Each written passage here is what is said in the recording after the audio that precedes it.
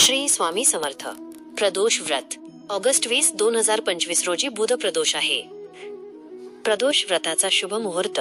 प्रदोष काळ संध्याकाळी सकाळचे 6:56 ते रात्री सकाळचे 9:07 पर्यंत. प्रदोष व्रत कसे करावे? प्रदोष व्रताच्या दिवशी सकाळी लवकर उठून स्नान करावे. स्वच्छ वस्त्र परिधान करून शिव मंदिरात जावे. शक्य असल्यास उपवास ठेवावा. उपवास करत असताना फलाहार करावा. पाणी पिऊ शकता. प्रदोष काळात म्हणजेच सायंकाळी पुन्हा स्नान करून पूजेची तयारी करावी. प्रदोष पूजा कशी करावी? प्रदोष काळात शिव मंदिरात किंवा घरी पूजा करावी.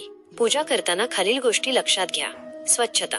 पूजा करण्याआधी पूजास्थान आणि पूजा साहित्य स्वच्छ करावे. पात्र आणि वस्त्र. पूजेसाठी तांब्याच्या किंवा मातीच्या भांड्याचा वापर करावा. स्वच्छ वस्त्र परिधान करून पूजा करावी. स्थान. पूजा करताना पूर्वाभिमुख किंवा उत्तराभिमुख असावे. पूजा. शिवलिंगाला जल, दूध, दही, मध, साखर आणि तुपाचा अभिषेक करावा. त्यानंतर चंदनाचा टिळा लावून बेलपत्र, फुले, दुर्वा, धतुरा आणि शमीपत्र अर्पण करावे. मंत्र. ओम नमः शिवाय किंवा महामृत्युंजय मंत्राचा जप करावा. त्यानंतर प्रदोष व्रताची कथा वाचावी. प्रदोष पूजा साहित्य. प्रदोष पूजेसाठी तुम्हाला खालील गोष्टींची आवश्यकता लागेल. शिवलिंगावर अभिषेक करण्यासाठी पंचामृत, दूध, दही, तूप, मध, साखर, बेलपत्र, धतुरा, शमीपत्र, लाल चंदन, अक्षता, तांदूळ, फुलं, जास्वंदी, पांढरी फुलं, कमळ, धूप, दीप, अगरबत्ती, नैवेद्य, फळं, मिठाई, गंगाजल.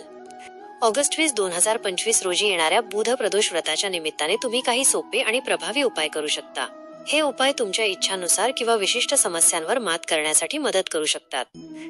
आर्थिक समस्यांवर उपाय. हनुमान चालीसा. प्रदोष काळात शिवमंदिरात किंवा तुमच्या घरात हनुमान चालीसा वाचा.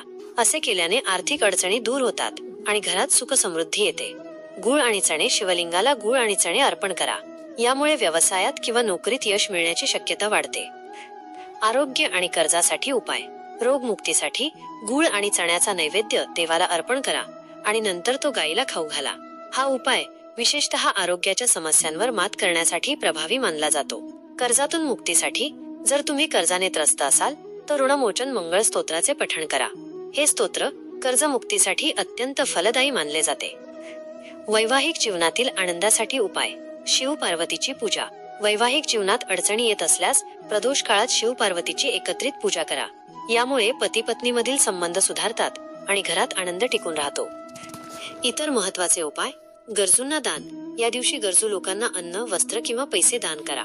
दान करणे हे सर्व प्रकारच्या दोषांपासून मुक्ती मिळवण्यासाठी उत्तम उपाय आहे. ध्यान आणि मंत्र. पूजेनंतर ओम नमः शिवाय किंवा महामृत्युंजय मंत्राचा जप करा. यामुळे मन शांत होते आणि सकारात्मक ऊर्जा मिळते. हे उपाय श्रद्धेने केल्यास तुम्हाला नक्कीच फायदा होईल. ही माहिती तुम्हाला आवडली असेल तर कृपया चॅनलला लाईक, शेअर आणि सबस्क्राईब करायला विसरू नका.